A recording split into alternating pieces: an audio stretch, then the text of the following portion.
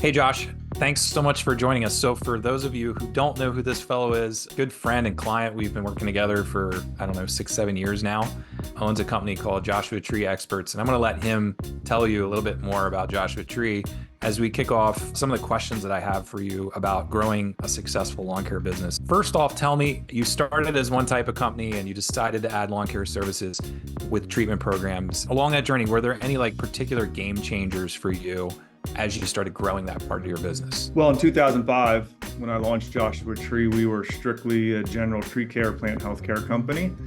And as we were scaling the business, looking for new opportunity, we started offering our lawn care application services. We were really familiar with the kind of the rinse and repeat process of program building, the recurring lines of revenue through our plant healthcare department. And we had a lot of the equipment already. We had the trucks, we knew the persona of our clients and what type of people we needed to add onto there. There were some pain points on it, but it was kind of streamless in a sense because we had the vendor connections already for product choices, for putting the equipment and sprayers together.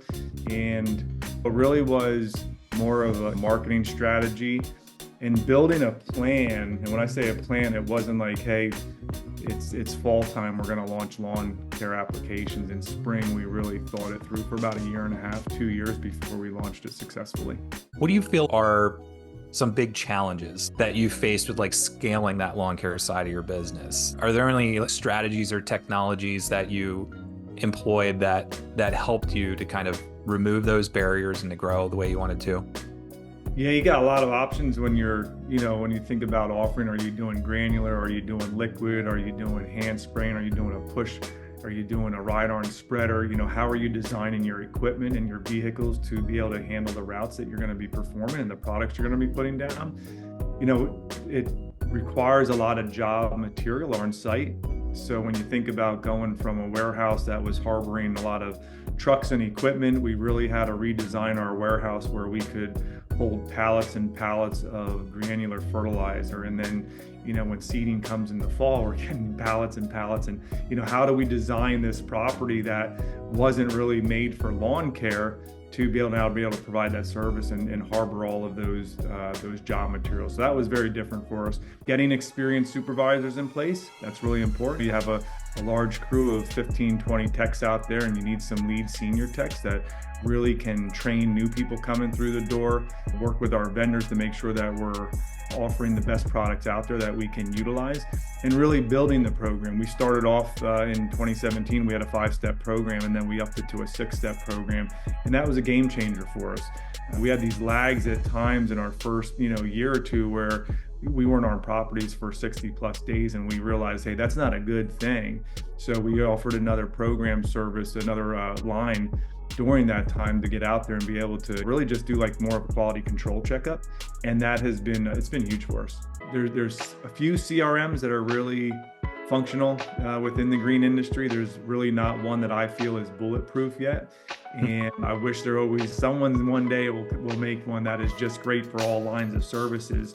But a little bit of our challenge is tree care proposal building and scheduling is much different than it is for the lawn care and the pest control as well. And there's some regulatory needs that a software has to be able to build around to be able to offer those services and be compliant. Those are probably some of the main ones that we have struggled with and really have come solution-based, where we've made those solutions and the workarounds to make it work for us. So you're a tree service, you start offering lawn care. There are companies that are even more narrowly positioned that just do lawn care.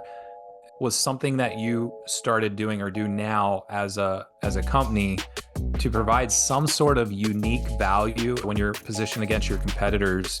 And how has that been instrumental in keeping clients or attracting new clients for your business for lawn care?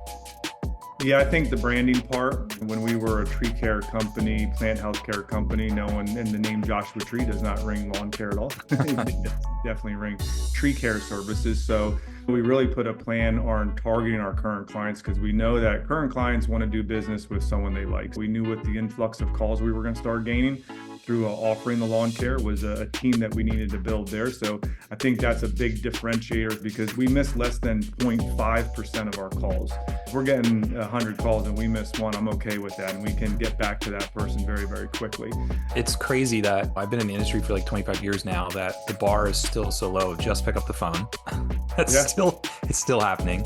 We went to a one-step sales process where within our CRM, we're able to measure properties through an aerial view and sell it right over the phone. And that has been extremely successful for us. You're shortening the customer experience. Like they don't want to wait a day or two to get an email with a proposal and you just lose them. So taking advantage of those opportunities and then of course being on the properties, that just leads to better customer service and sales. So that's fantastic. I know that one of the things that I've personally seen over the years is when we started working together back in 2017, the amount of Google reviews that you had.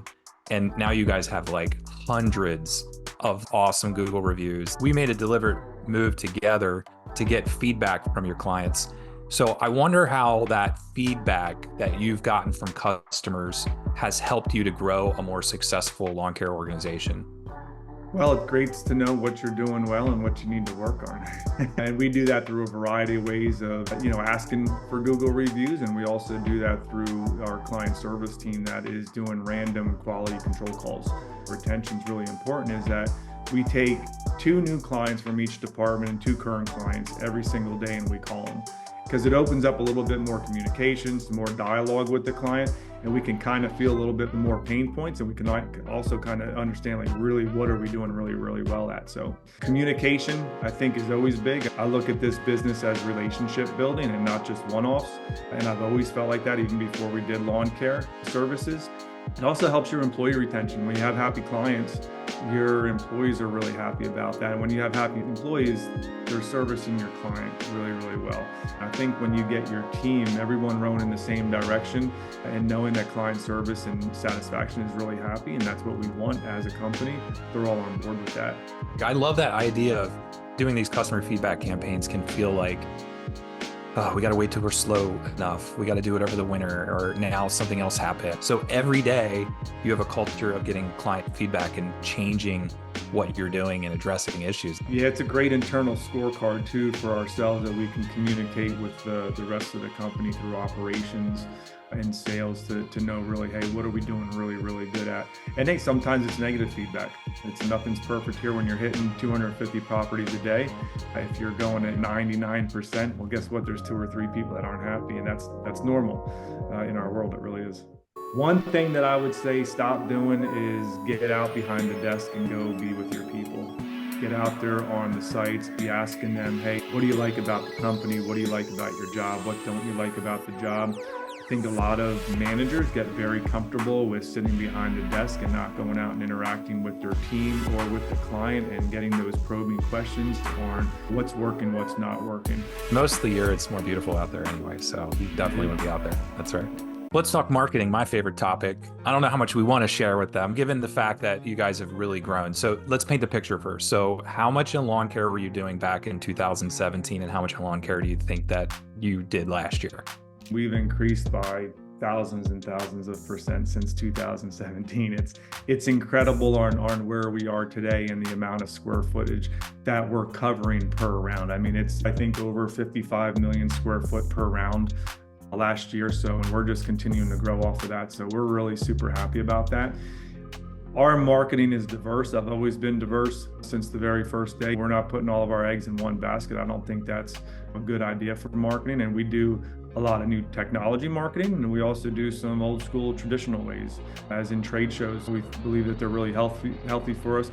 It's time, it's money into the booth, but we track our return on investment, and that's one of our best returns right there.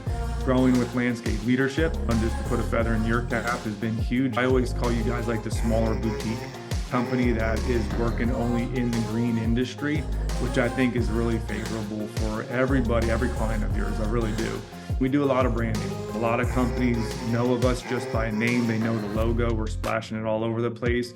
We do a lot of partnerships with a lot of nonprofit organizations that are able to be a referral source for us. So I think if you have some really good core values as a company, and the public can see that no matter what type of marketing that you're doing, I think they're going to want to give you business, or they'll at least want to give you an opportunity. I always tell our clients, track everything, and we'll try to help you track everything. Everybody there understands the importance of that tracking. And you guys do a really good job of taking every estimate that comes in and knowing the actual last touch source of that lead and actually accrediting that and making your decisions. We didn't do that years and years ago. When you're a smaller company, you don't have the time to do that. I mean, you want to, you really do. But as you grow and scale, and I went through a series of years, and I still do it, where I'm visiting friendly competitors that are open to what they're doing as we are also, where you go in, you talk about their tracking. How are you tracking? How are you putting your ad dollars in there per ad source that you're using? How many clients did you get in? What was your closing ratio on that? And it really gives you a roadmap as you're building the plan out for the following year. If it's like, hey, I'm putting $20,000 into this bucket, and when you build that budgeting plan and how many dollars you're going to put into it, it really helps you make some really critical decisions. One thing they should be doing is budgeting and planning. I think that's super, super helpful. I can tell you this: when you start budgeting at first, you got variances all over the place.